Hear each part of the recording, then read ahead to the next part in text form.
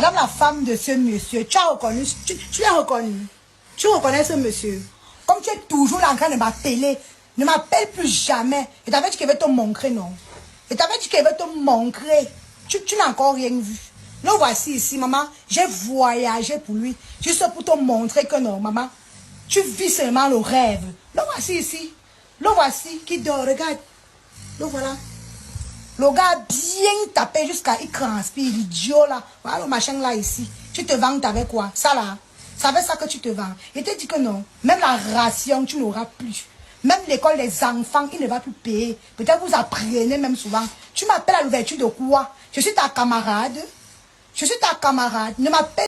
Aujourd'hui, il y a un mot qui circule partout sur Internet.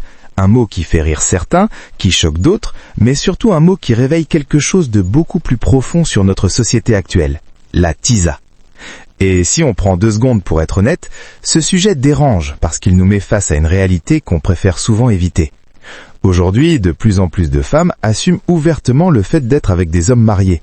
Elles ne se cachent plus, elles s'affichent. Et parfois même, elles finissent par gagner. Quand je parle de gagner, je parle de ces situations où l'homme quitte sa femme officielle pour elle, où la relation devient légitime et où, du jour au lendemain, tout le regard des gens change. Mais la vraie question qu'on doit se poser, c'est simple. Est-ce que c'est vraiment une victoire? Avant d'aller plus loin, il faut comprendre de quoi on parle exactement. Une tisa, dans notre contexte africain francophone, c'est tout simplement une maîtresse, une seconde femme, une concubine. Ce n'est pas un phénomène nouveau. Les maîtresses ont toujours existé. Dans l'histoire, les rois, les empereurs, même certaines figures religieuses avaient plusieurs femmes ou concubines. Ce n'est donc pas quelque chose qui est né avec notre génération. La vraie différence aujourd'hui, c'est la visibilité.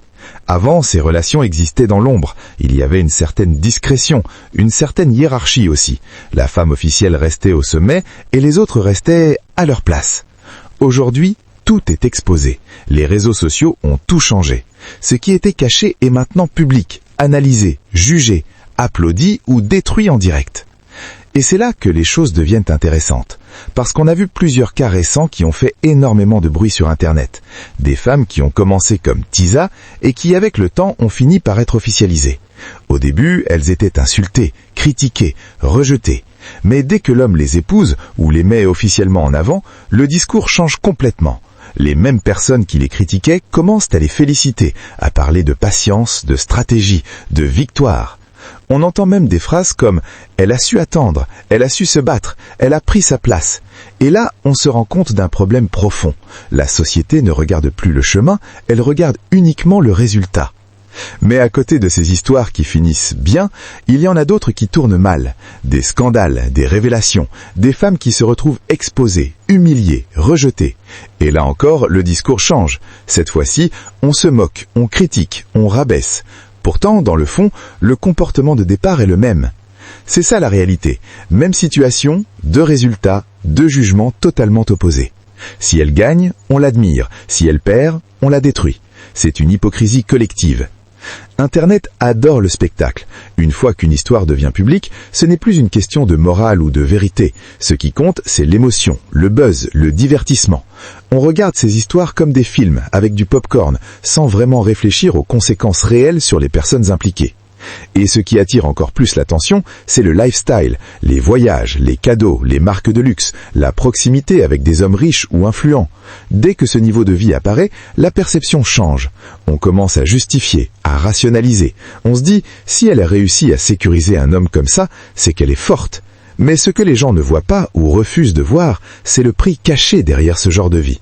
Parce que oui, il y a des gains, argent, visibilité, statut social, mais il y a aussi des pertes, la paix, la confiance, la stabilité émotionnelle.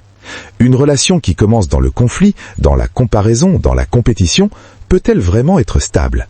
C'est une vraie question, parce que quand tu entres dans la vie de quelqu'un de cette manière, il y a toujours une ombre qui reste, une méfiance, une tension invisible.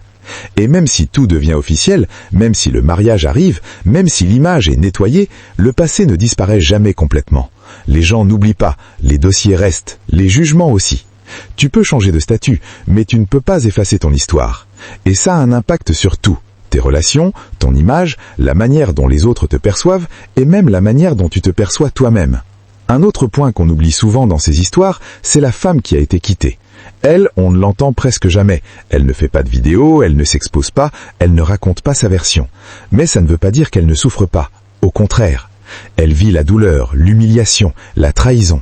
Elle doit reconstruire sa vie, souvent dans le silence, parfois avec des enfants à gérer. Et paradoxalement, ce sont souvent ces femmes-là qui finissent par se relever le mieux, loin du bruit, loin du regard des autres.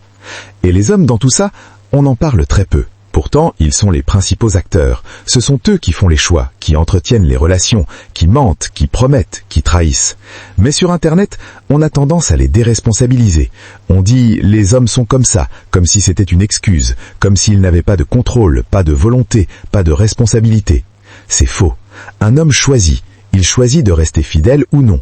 Il choisit de respecter ses engagements ou non. Il choisit de détruire ou de préserver.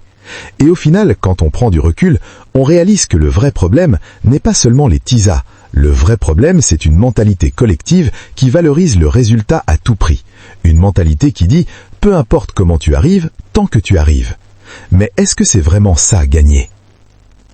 Gagner un homme, ce n'est pas forcément gagner une vie heureuse, ce n'est pas forcément gagner la paix intérieure, ce n'est pas forcément construire quelque chose de solide. Une vraie victoire, ce n'est pas de prendre la place de quelqu'un d'autre, ce n'est pas de remplacer quelqu'un, ce n'est pas de construire sur les ruines d'une autre personne. Une vraie victoire, c'est de construire quelque chose de sain, de stable, de respectueux, sans avoir besoin de détruire quelqu'un d'autre pour y arriver. Parce qu'au final, tout ce que tu construis compte, mais la manière dont tu le construis compte encore plus. Et tôt ou tard, la vie a une façon de rééquilibrer les choses. Rien ne se perd, tout revient, d'une manière ou d'une autre. Donc la vraie question n'est pas est-ce qu'elles ont été choisies, ni est-ce qu'elles ont été épousées. La vraie question, c'est à quel prix. Et surtout, est-ce que ce prix vaut vraiment la peine ?